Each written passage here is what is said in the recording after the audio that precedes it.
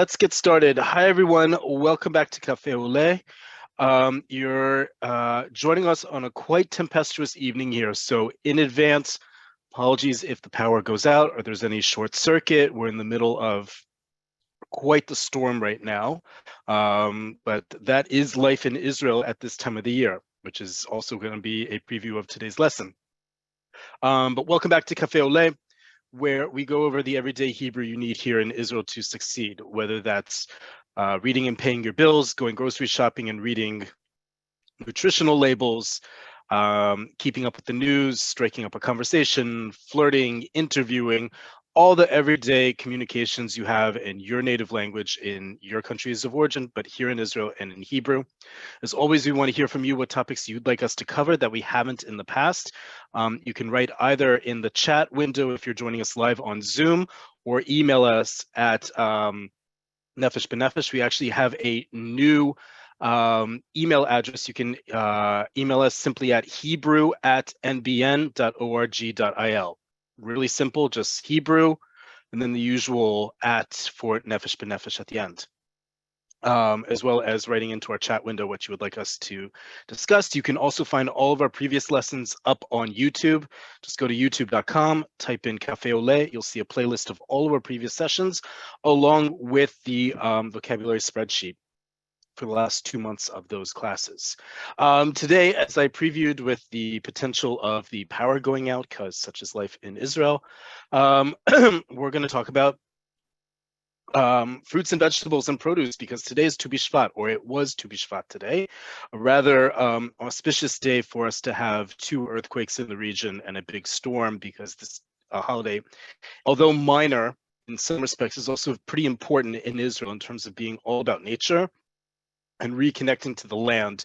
The Zionist movements, and then the state of Israel, and all the different things that go around to Bishvat, but particularly how it has to do with fruits and vegetables, and also answering a question that many Olim have, which is, why can't I get fill in the blank fruit or vegetable year round in Israel? We're going to answer all of that today.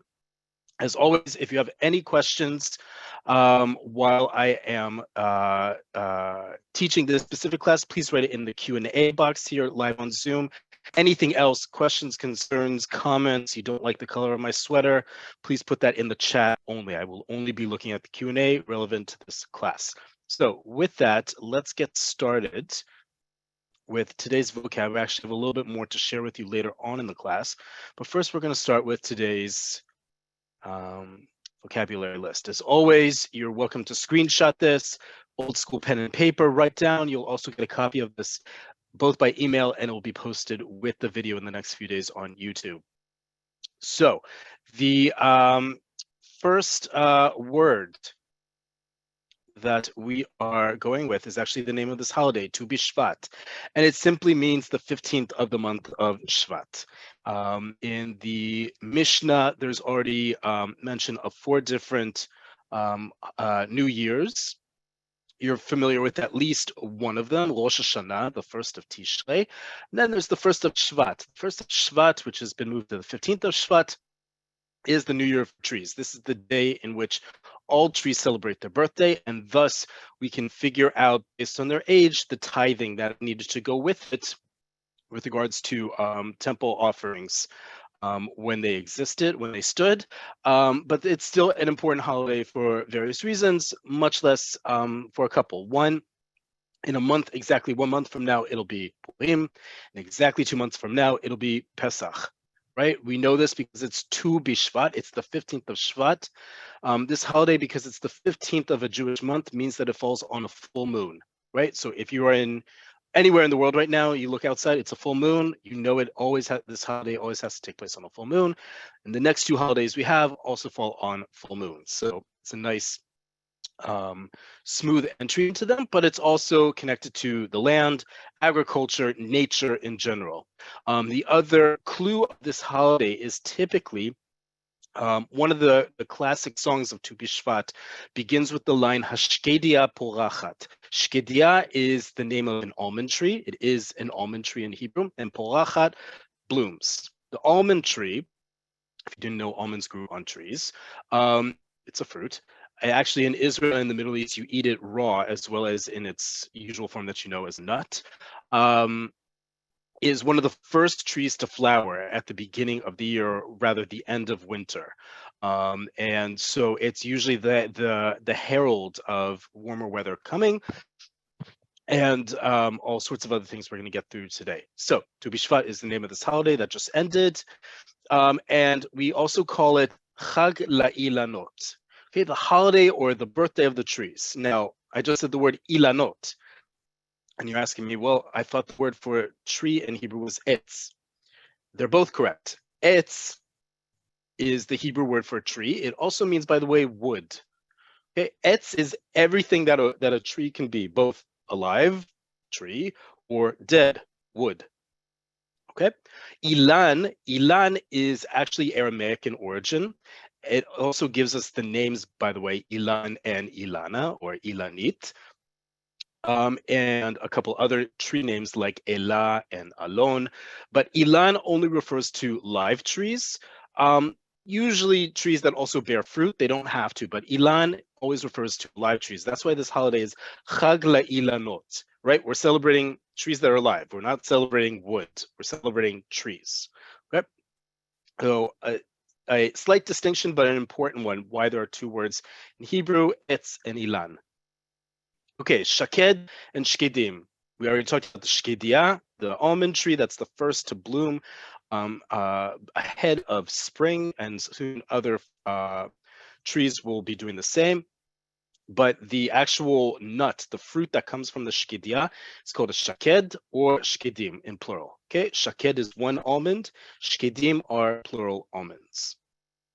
Okay, before we get to fruit, we're going to do a quick review of the places you buy fruits and vegetables in this country, and the different types of places you can do this. We've done this before. I've noticed it isn't up on YouTube, so it's also a quick reminder of both where you shop for things, but also the prices of things. It's very important to understand the pricing of how things work in Israel. As Olim Chadashim, as new immigrants, you should know and be able to shop competitively, or at least however you have, whatever your budget may be. So let's talk about a few places where you may or may not find fruits and vegetables. First off, a duchan. Duchan simply means a stand. Okay, a duchan could be a freestanding stand in a street or at a fair or at anything like that. That is simply what a duchan means. It's a stand. It could be a cart. It could be a booth. The point, though, is it is usually freestanding. Chanut is the catch-all term for stores. Any kind of store, big, small, regardless of what it sells, is a chanut.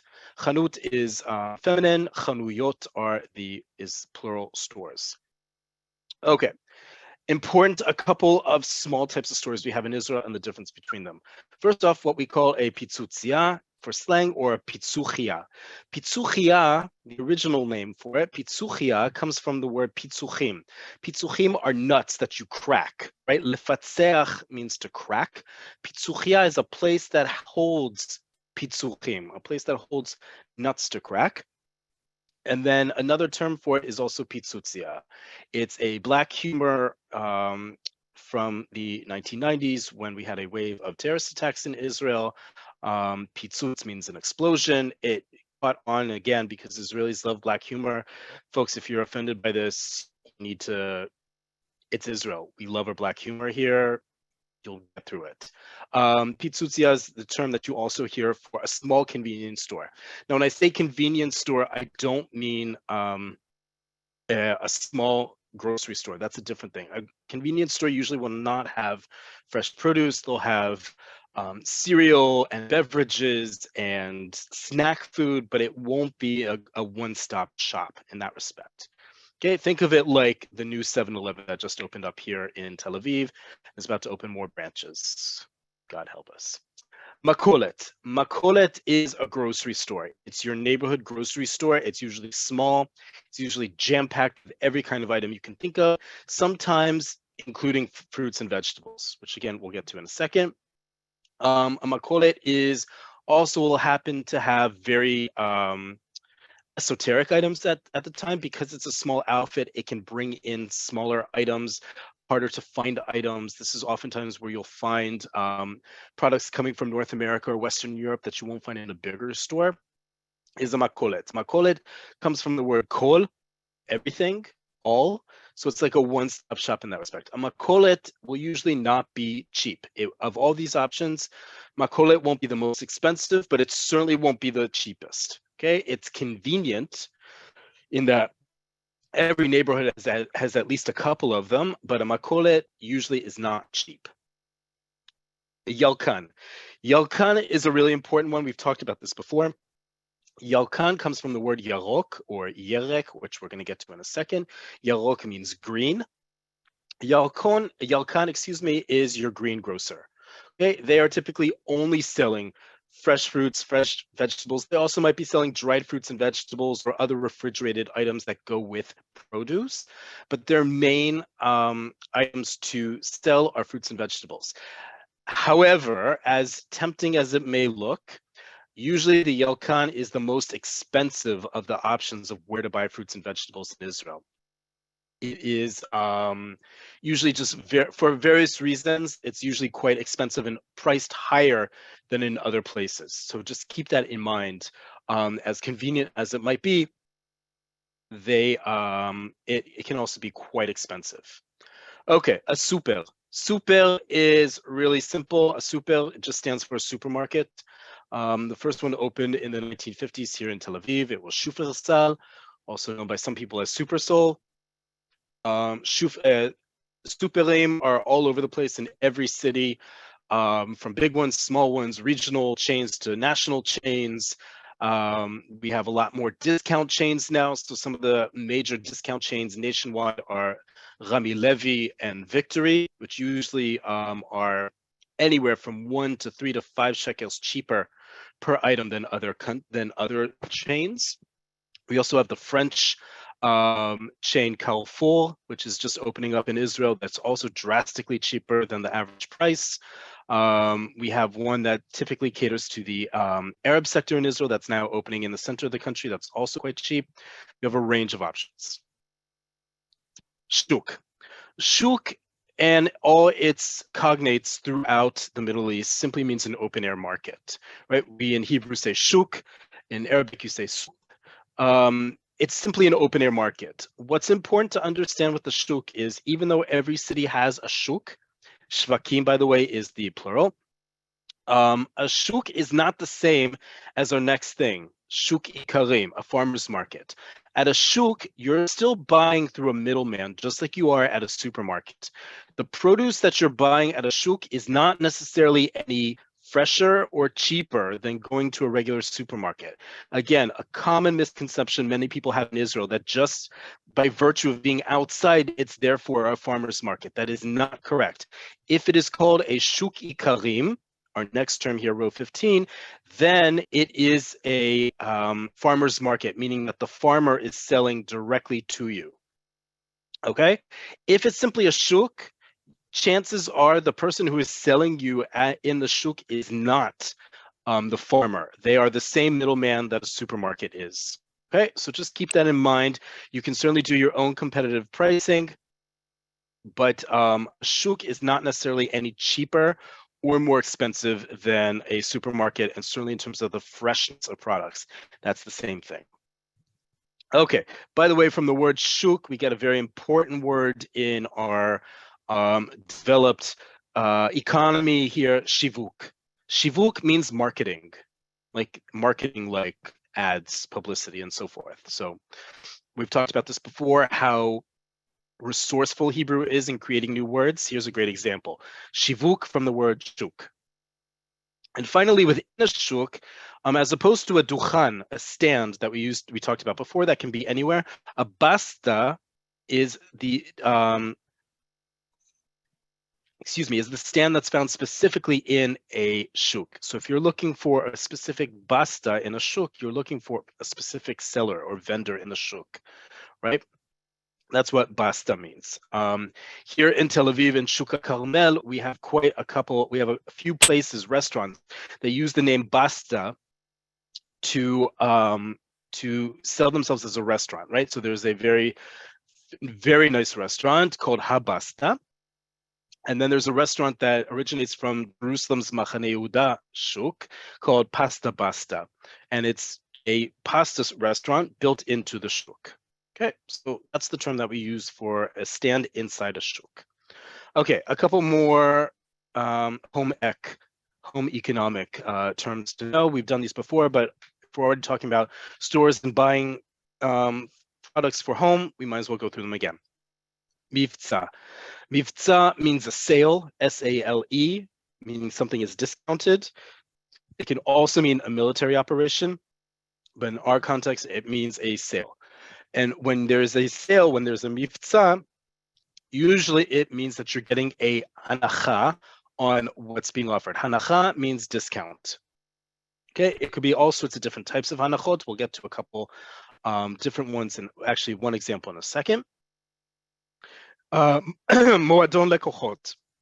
Moadon lekochot, customers club, many chain stores, be they grocery stores, but also home goods stores, hardware stores, pharmacies offer a Moadon lekochot, a customers club, where if you sign up either for free or for a certain amount, you'll get extra discounts and savings on different things, just like you do in other countries, right?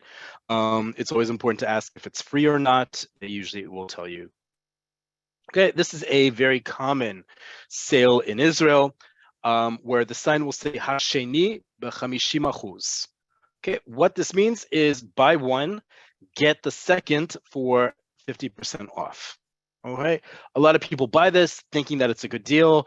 This has been around long enough for people to understand it's actually not the deal you think it is. You're actually buying two products at 75% each rather than 100% and 50%. It's not as good of a deal perhaps as it may seem, although if it works for you, by all means do it. But this is a classic hanacha or miftzah that you'll see on a regular basis. Sheni b'50%, and it stands for buy one, get the second for 50% off. Okay. And then, of course, if you're buying things in Israel, regardless of what they are, this is an important one to know. Azal hamlai. Mlai is the word for stock, S-T-O-C-K, as in like the amount of goods in a store, not stock like you make soup. It comes from the word maleh, full. Zal means, in this context, means like sold out, right? You'll see this word used when it's tickets to a concert, for example, or on a flight, right? But azal hamlai or hamlai azal simply means out of stock. The specific product is out of stock, or for the whole store is out of stock. They don't have enough to sell. Okay, let's get some words that are really important when we're specifically talking about Tu Bishvat and fruits and vegetables. Economics, but you can't talk about Israel and produce without economics. These two words, import and export, yibu and yitzu. Okay. To start answering the question, why don't we have fill in the blank fruit and vegetable all year round in Israel?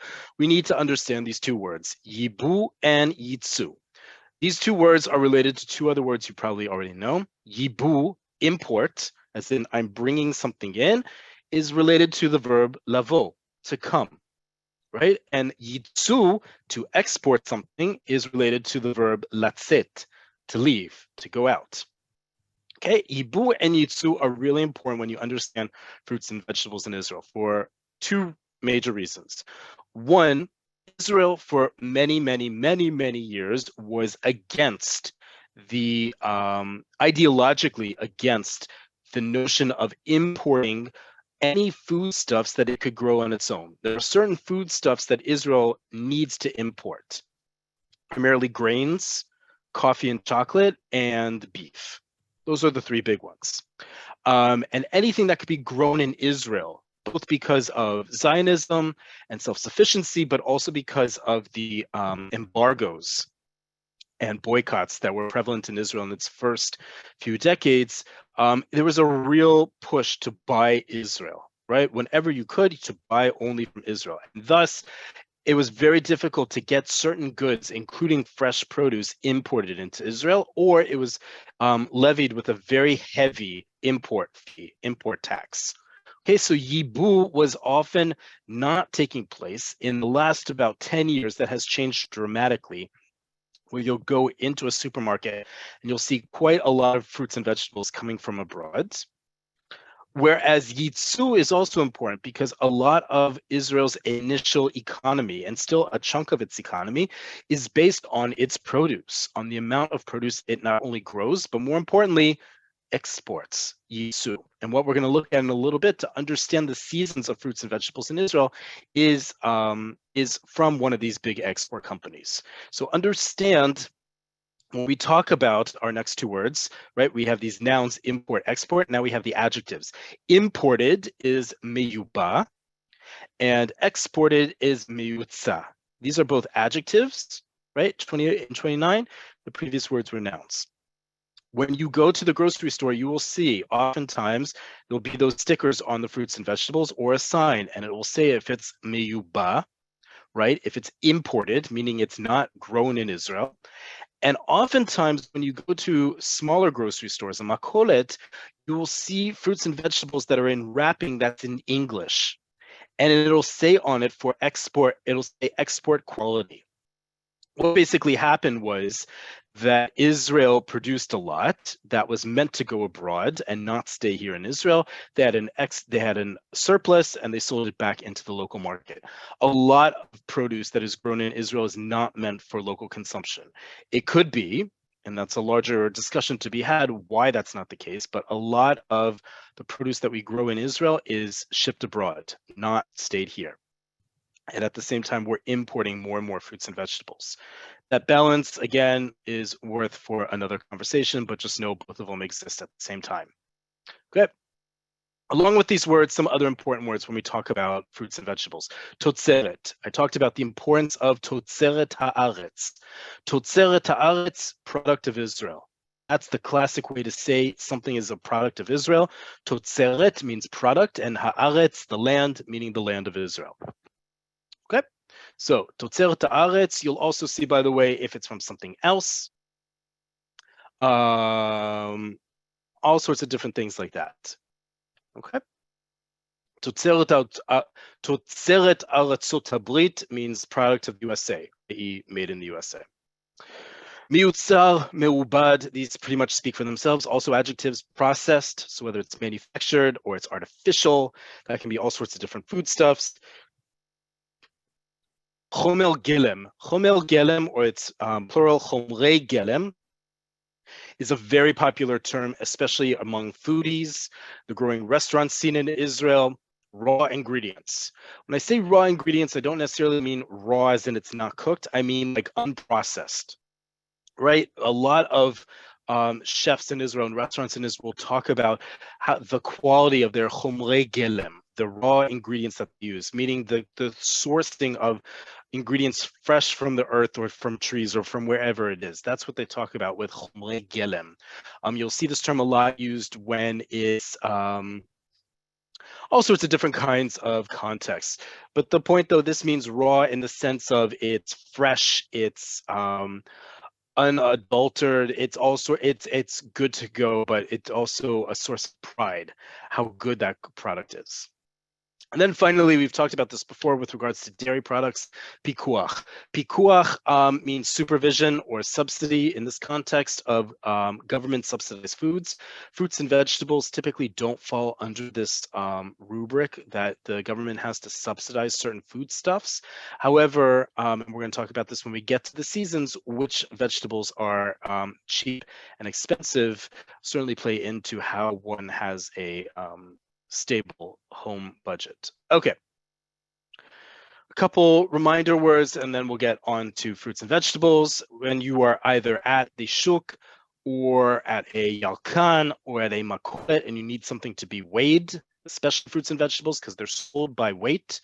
Remember, this is Israel, folks, i.e. most of the world where we use kilograms. If you don't know how to use kilograms, Nefesh B'Nefesh has a great conversion guide on its website. There's also hundreds, if not thousands, of conversion guides online. There are apps for it. Learn it. Along with Celsius, along with kilometers, you're going to have to learn kilograms and grams. That's just the rest of the world, from one fellow American to another.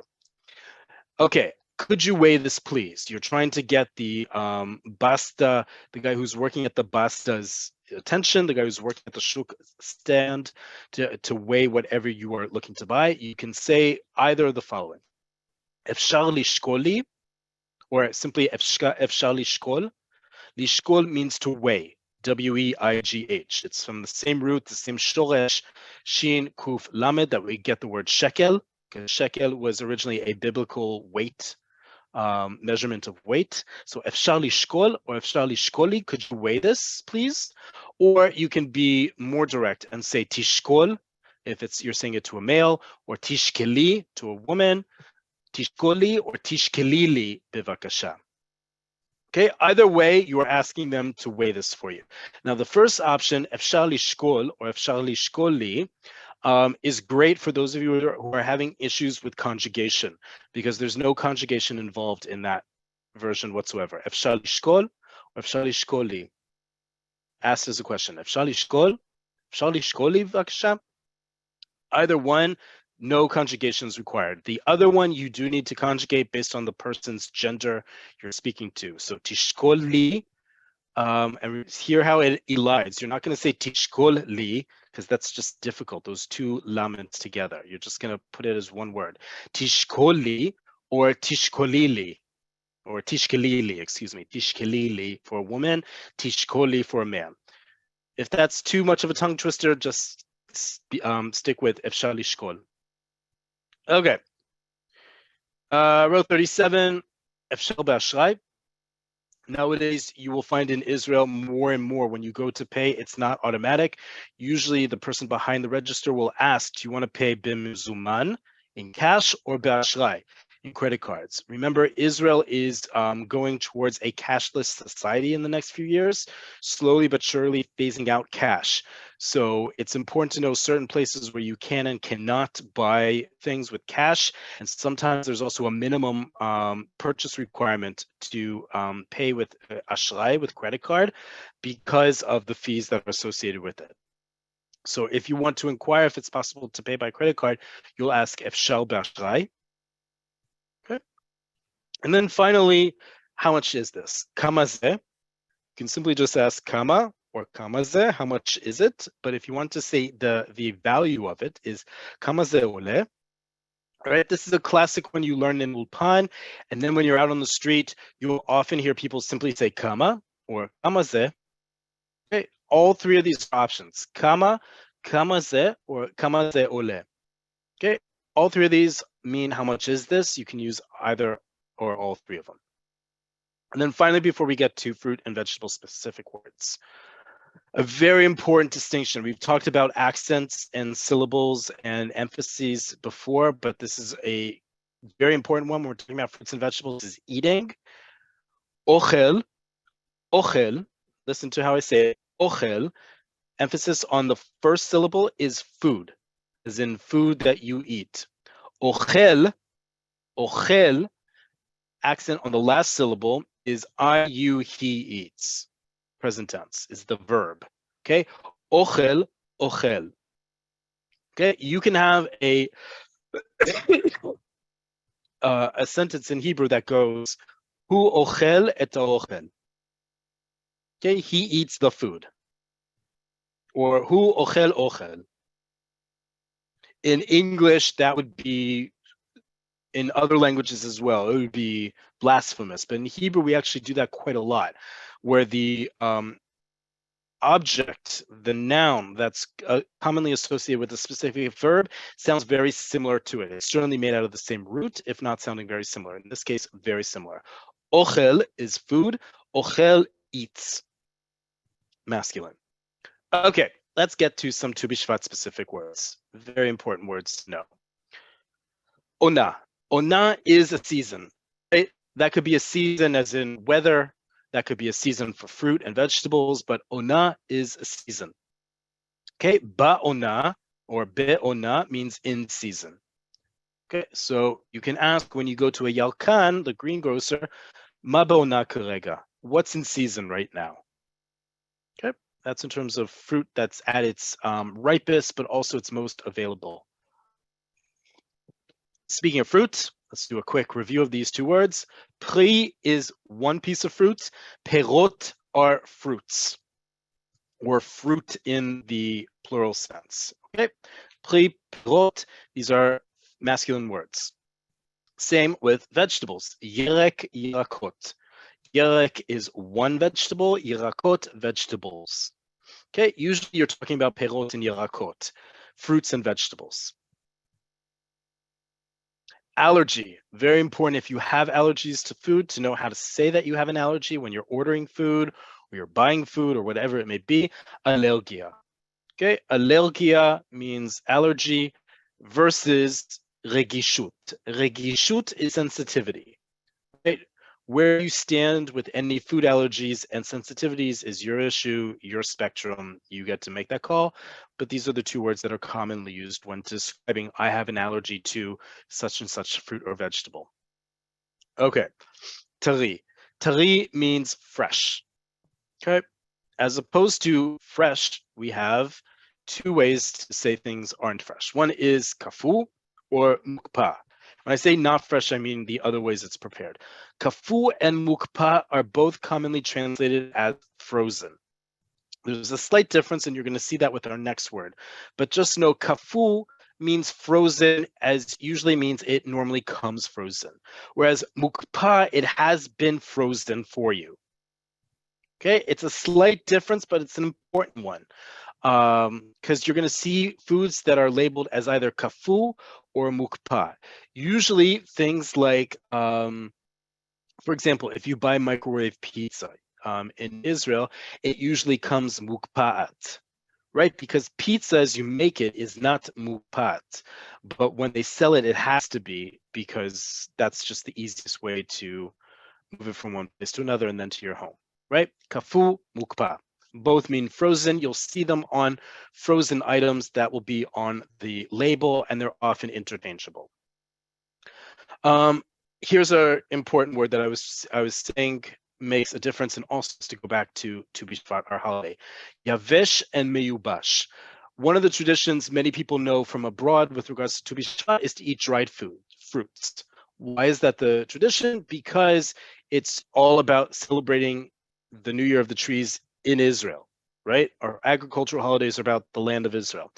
Abroad, it used to be very difficult to get fruits and vegetables fresh from Israel, and so they were either and then exported or symbolically dried to understand they were connected to the land. So even if you were eating dates to celebrate Tu Bishvat that weren't from Israel, the point was they were dried because the idea was they were coming from Israel to Eastern Europe, Western Europe, North America, wherever it may be. Okay, that's the tradition of dried fruits that ironically has now come back to Israel. And in Israel, Tu Bishvat is often celebrated by eating dried fruits, even though its origin is about the natural seasons of the land and the fresh produce we have, not the dried fruits that we can make from them. Anyways, dried fruits are no less popular here in Israel. Two ways you'll see them advertised in Israel, and important, just like we have the words in English, dry and dried. Same thing in Hebrew. Dry is yavish. That is dry in anything, right? The sea is dry. The shirt is dry. Anything that is not wet, whatever it may be, is dry, as opposed to dried. Just like we have the difference in English between dry and dried, so too in Hebrew. You will hear about perot yevashim, but the correct way to really say it is perot meubashim, right? Because you're not eating dry fruits, you're eating dried fruits. I know it's semantic, but it's an important one. You'll see it often. But if you are asking for a specific type of dried fruit, that is usually meyubash or meyubeshet, meyubashim, meyubashot, dried. It had to be dried in order to be sold as such. Okay. A couple more words that are important when we talk about produce in Israel. Chamama. Chamama is the term we also use, by the way, for, it means a greenhouse, right? It comes from the word cham, or lechamim, to warm up. And a lot of our produce is grown in greenhouses, particularly those that can be grown in inhospitable in inhospitable lands that need warmer weather, but also can be grown year round. So traditionally, often you'll find cucumbers and tomatoes in Israel grown in chamamot, the plural of it, in greenhouses. Greenhouses can also be set up anywhere in Israel. They don't have to necessarily be on already fertile land. Chamama is also the term we use in the startup world for accelerators and incubators, if you know what that means. That's the same word, chamama.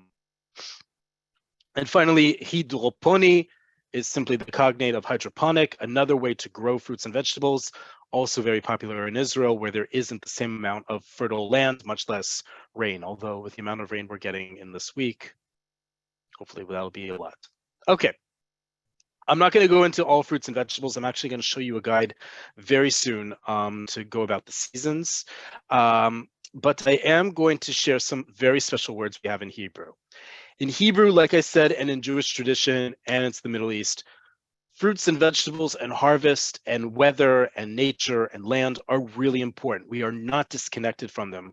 Our seasons, our cycles, our holiday cycles, our ritual cycles are all connected with the land of Israel, and we hold it still in very much respect. It's one of the reasons why we have so many people interested in veganism and organic foods, and why there's so much pushback from the government rescinding the tax on single-use plastics, because the role of the land of Israel, not just the environment in particular, but particularly the land of Israel, is so important. As such, we have very special and specific words regarding to the harvest times in Israel for specific crops. We don't just use the word harvest. We don't have the equivalent of the word harvest in Hebrew. Instead, we have 1, 2, 3, 4, 5, 6, 7, actually more than 7 terms. I only have 5 of them up here that you'll regularly hear that have to do with harvesting specific fruits and vegetables. So let's start with the first one that just wrapped up is masik. Masik, row 55, is specifically the harvesting of olives. Right, olive harvest, really important in the Middle East, really important in Israel and in Jewish tradition to get olives, olive oil, everything that else comes from olives. Olives are traditionally harvested in the land of Israel in December, January, sometimes even as early as November. Okay, masik, and that's the specific term only to harvesting olives. You will not use the word masik for any other fruit or vegetable. That's how specific these words are, and they are understood. Okay, so masik, hamasik, is in December, January, sometimes as early as November. Another one that's quite fun is habatzil. Batzil or batzir is the grape harvest. Okay, it is when grapes are at their prime to be harvested, particularly for wine.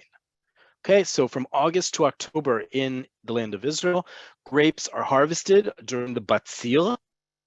And during the Batzil, many of the wineries will actually open up their doors to have the public help them both harvest the grapes, but also press the grapes. Not with your feet. We don't do that anymore. And if they do that, blech, usually already in the vats with big, sticks to mash them down, mashers. But seal is usually quite the event. And as you see from August through October, that's usually when grapes are harvested during the batzil. Okay, a couple other words. Katif. Katif is general harvesting of fruits, particularly fruits on trees. So think citrus fruits, think pomegranates, think anything that grows on trees that isn't an olive, because olive has its own word, is katif. Okay, that is the word for the harvest of those fruits. Asif is the name of the harvest for most vegetables and squashes and other fruits that grow on the ground. And finally, katzil has to do with grains, right? Katzil is typically one of the names of Shavuot, for example, is Chag HaKatzil, right? The holiday of the harvest, but particularly the grain harvest. Because remember that period between Pesach and Shavuot is when we count the Omer, and the Omer was the young green barley harvest that was being ripened as we get closer to Shavuot. So typically Katzil happens in the summer and early autumn. Katzil is any kind of grain, by the way. It doesn't just have to be barley. It could be wheat, anything else. Okay, so these 5 words, there's actually more. There's a word specifically for harvesting dates. There's one for, figs. There's a whole bunch of other ones that are in circulation but are rarely used. These 5, however, are the ones you'll hear the most, right? So you'll hear especially words, for example, like batzir. Those of you who are into wine and you want to know about the harvest of certain periods and how it affected the vintage or things like that, you're going to want to know the batzir. Okay? Words that you may sound familiar to you, but important regardless. Finally, 3 other words before we go to our next resource today that have to do with fruit. Boser. Boser or boser is a great word. Boser means unripe. This word doesn't conjugate, right? You can say haperot hem boser. The fruits are unripe. Boser can also mean innocence, right? If something is unripe, meaning it has yet to be, you fill it in the blank in terms of a sort of romantic way to say innocent is boser, unripe. Okay, ripe, however, is bashel. Bashel, bshela, bshelim, bshelot. It comes from the same root, by the way, as the verb livashel, to cook. The idea being that the fruit or vegetable is cooked. Not that you've cooked it, but it's ripe. It's ready to use. Bashel. Bashel is ripe. Finally, if it's too ripe and it's become rotten, rakuv. Okay, rakuv, rekuva, rekuvim, rekuvot. Rotten when it specifically has to do with fruits and vegetables, or anything organic is rotten, is rakuv.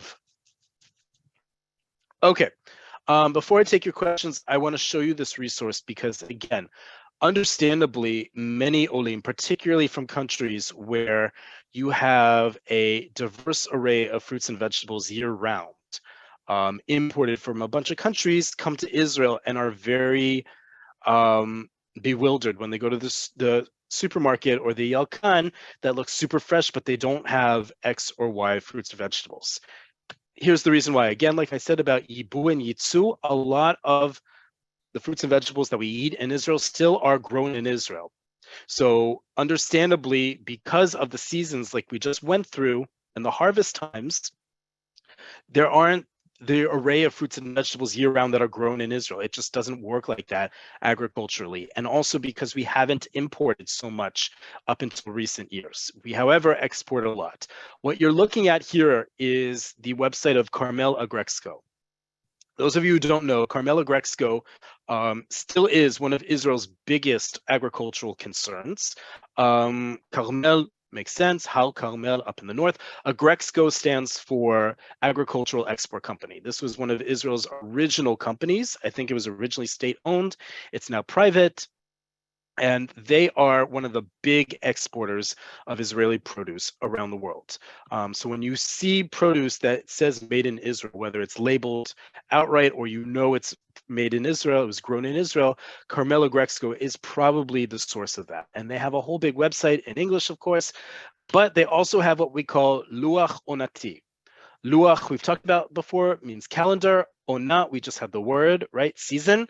Onati, we've talked about when you add a yud at the end of a word, a noun, it makes it into an adjective. In this case, the seasonal calendar. And this website, and we'll post it in the YouTube list. You can also take a screenshot of it now of the website. For those of you who want to know when fruit that's grown in Israel is considered in season, this is your resource. There are other similar resources online, but I chose the one that is responsible for exporting a lot of our fruits and vegetables because they are the experts at it. Okay, so let's look at this website together.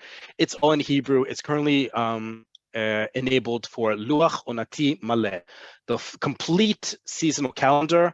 So it's going to take you through every kind of fruit and vegetable there is grown in Israel, and it'll show you in these blocks when it's the name of the month is written in there when it's in season. So the first category we have is Hadarim. Hadarim, citrus fruits. Okay, Perot Hadar are citrus fruits. Hadarim is the catch-all term for citrus. Okay, and here you have all 5 different kinds of 5 different kinds of oranges. I believe we're going to have more in a bit. Let me just double check. This website is, so I'm not seeing a few others. There they are. Okay. I was wondering where the rest of the citrus were. Okay, so it starts with various kinds of oranges. Shamuti orange, which is considered the quote unquote Jaffa orange. And you see, very appropriate, just like in other countries, that oranges are typically in the winter and early spring, right? So don't expect to see fresh oranges later on in the year. And they might have been mukpa, they might be frozen and then sold again as fresh, but know that fresh oranges typically come at these times of years, usually the winter to early spring. Okay, and then from there we get into the pomelos. We get into to grapefruits. Excuse me, sweetie is a type of pomelo. Eshkolit levana here is a white grapefruit. As you see, it's usually around all year except for the middle of the summer. Same with pomelos, different kinds of pomelos as well. Perot, fruit.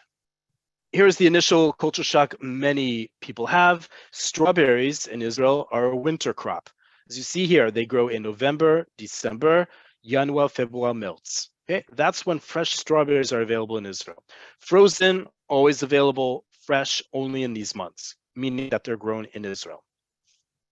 Okay, keep going. Anavim, metukim, mukdamim. Early white grapes, sweet grapes, right? Matok means sweet, mukdam means early, meaning look at these months.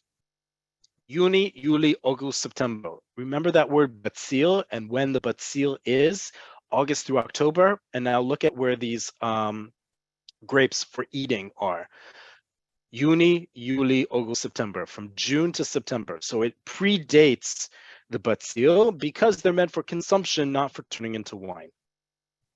Okay, and then you have various kinds of mangoes that are grown in Israel, different species that are either created in Israel or imported from abroad, different types of avocados. And when they are, by the way, if you're looking for avocados, know that the Hass avocado is potentially found year-round here with the exception between June and October. Okay. Wonderful is a type of pomegranate, and as you see here, it's available from October to February. Other forms of pomegranates are available August through October. Okay, those are, when it says mukdam, again, it's like an early stage or early to ripen species is better way to do this.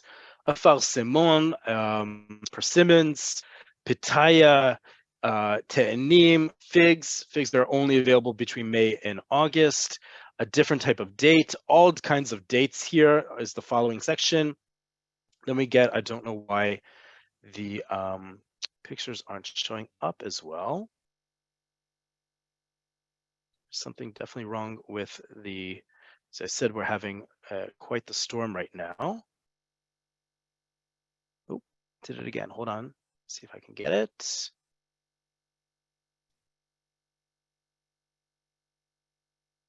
I'm gonna try one more time, then you guys can explore this on your own.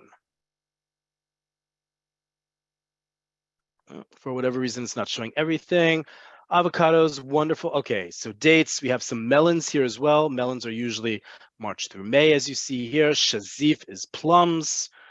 June to October, you get the point though. The point though is it shows you the pictures, it shows you when the dates are, but it's clear certain things are only available at certain times of the year, and these are the seasons, just like when you go to a farmer's market or to a farm in your respective country of origin and you buy those fruits at those times because that's when it's ripe, not necessarily when it's available year-round, when it's locally sourced.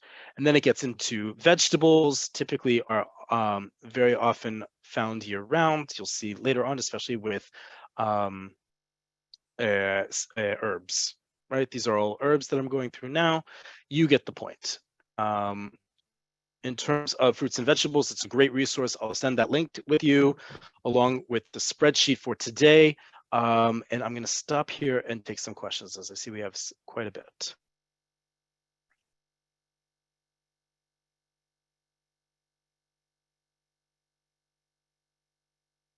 Does dukhan come from Turkish? Great question. Dukhan is a word that's found throughout the Middle East. It's also used in Arabic. I believe it's also in Turkish. So yes, good point.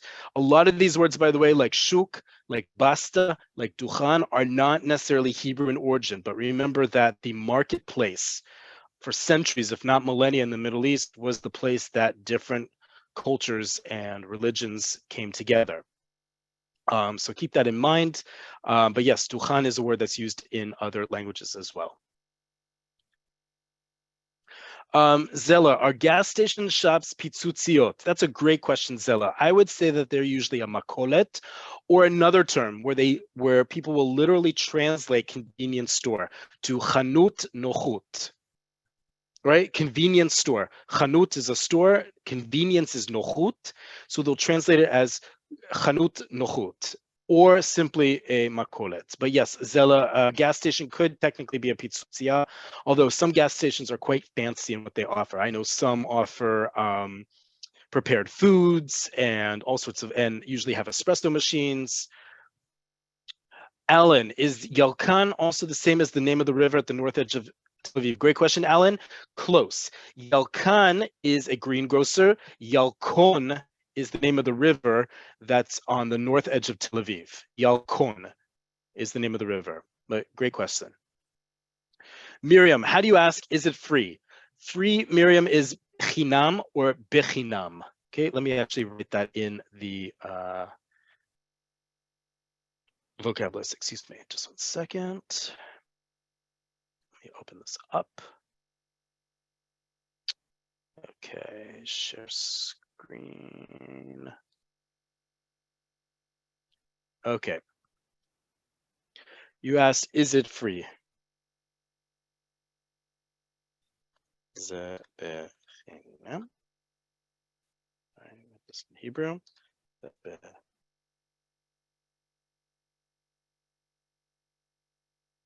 Okay, 24.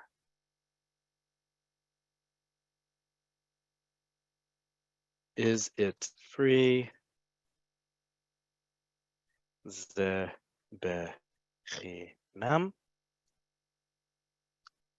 Ze bechinam. Okay, this is how you say, is it free? Chinam is free in the sense of it doesn't cost anything, not free as in freedom from slavery or something like that. Okay, chinam is free. So that's how you would ask, is something free? Julie, what do you call a hardware store? Great question, Julie. This is also a word you're not going to be able to look up. And thank you for asking this, because typically in Israel, a hardware store is known as a tamburiya.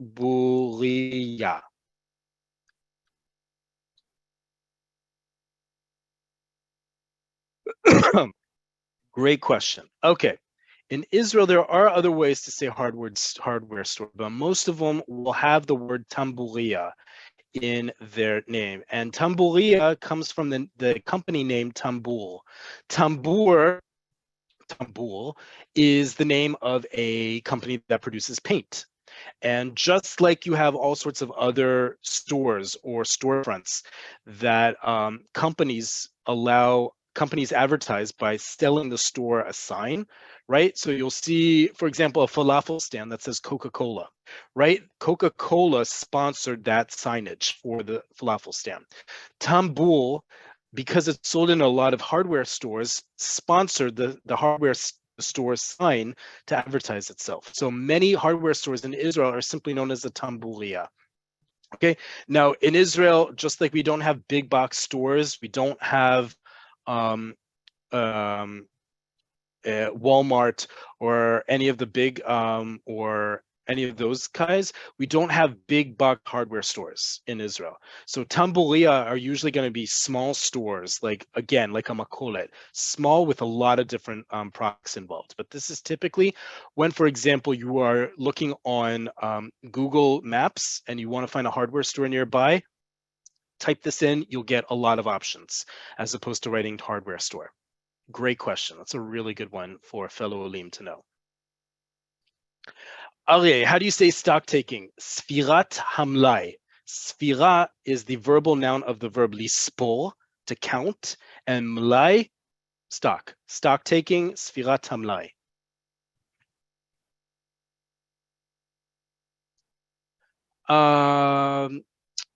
Ellen, words for organic. Yes, organi. Really simple. Organi. In Israel, organic products need to have 3 of 4 approval seals on them. You'll see on the back they'll have at least 3 out of 4 different seals on them. So it's not just enough that it says on the label organi, but it will have one of these things on it. The prices of basic items seem to have rocketed in recent years, most definitely. Did Israel lift the subsidies it used to provide for some staples? Yes, they are lifting. They are not lifting, but they are changing the price fixing of certain goods, particularly dairy products, as they've gone up, as well as eggs. But also in the next year or so, some of the import prices, particularly on fruits and vegetables and other food stuff, is meant to go down, if not be erased. So at some point in the near future, hopefully, even with worldwide inflation, the prices are meant to go down. But it's a great question.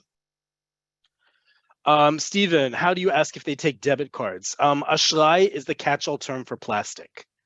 Ashrai could be a credit card or a debit card. Typically, you can say simply debit, right? The word is debit, but simply asking ashrai or giving them your card will be the same. Remember, the card that you get from your bank, which we often call a kaltis ashrai, oftentimes acts like a debit card, not like a credit card from other countries. It can act like a credit card, but its default is usually a debit card. Efshar lishkol lo, that would be for him, not me. No. If Efshar lishkol li means, can you weigh this for me? The li means for me. Okay, where is that line? Efshar lishkol. Okay. Efshar lishkol li, can you weigh this in parentheses for me, please? If you want to say, can you weigh a certain product? Efshar lishkol et ze. Okay, lishkol is going to take a direct object when you're referring to that which is going to be weighed. But if you're weighing it for me, i.e. for me to pay, it's li. Okay, if you want to say, can you weigh this bag? Efshar lishkol et hasakit hazot, but it's really long, folks. All you need to say is efshar lishkol li, or efshar lishkol, and then put the bag or products that you need to be weighed closer to the person. That's it. Okay.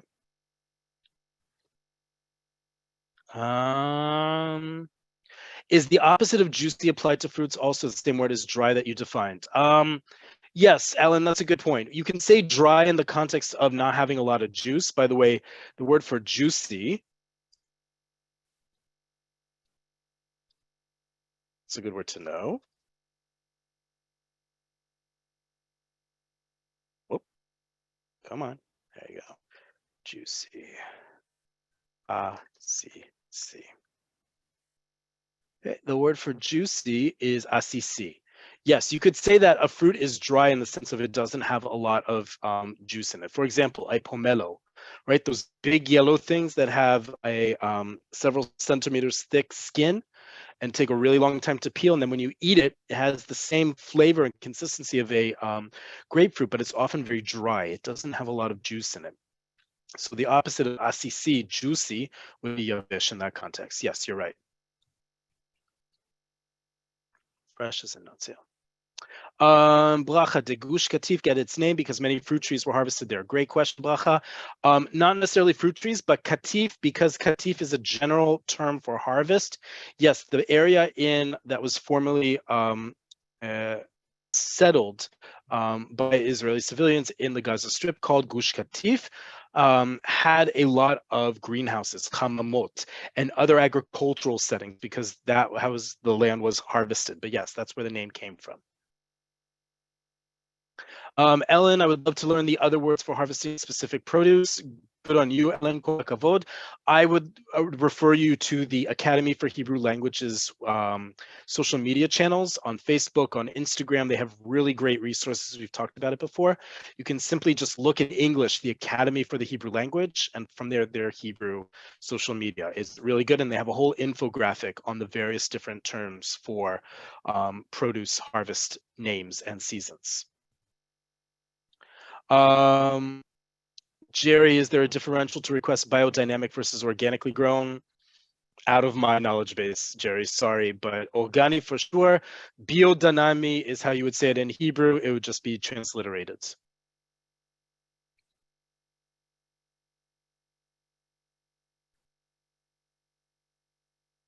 Okay.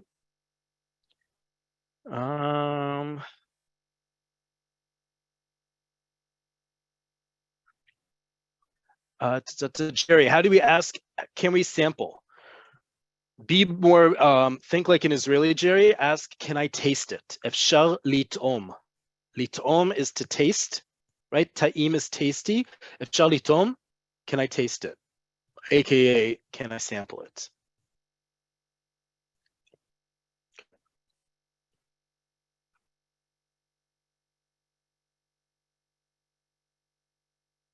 Okay, need to stop here. I see we have a couple more questions, but sorry, folks, we are out of time. Toda rabah, thank you all so much for joining. We have just a few more sessions in this winter session coming up. So if you have any other requests for topics, please write to us at Nefesh B'Nefesh. We'll be happy to take them into account as I'm coming up with our new lessons. As always, this lesson and its vocabulary will be sent to you by email as well as up on YouTube in the next few days. So thank you in advance for your patience if it's not already up there when you want it, but it will be up soon enough. And I will see you all next week. Toda rabah ve'lehitraot.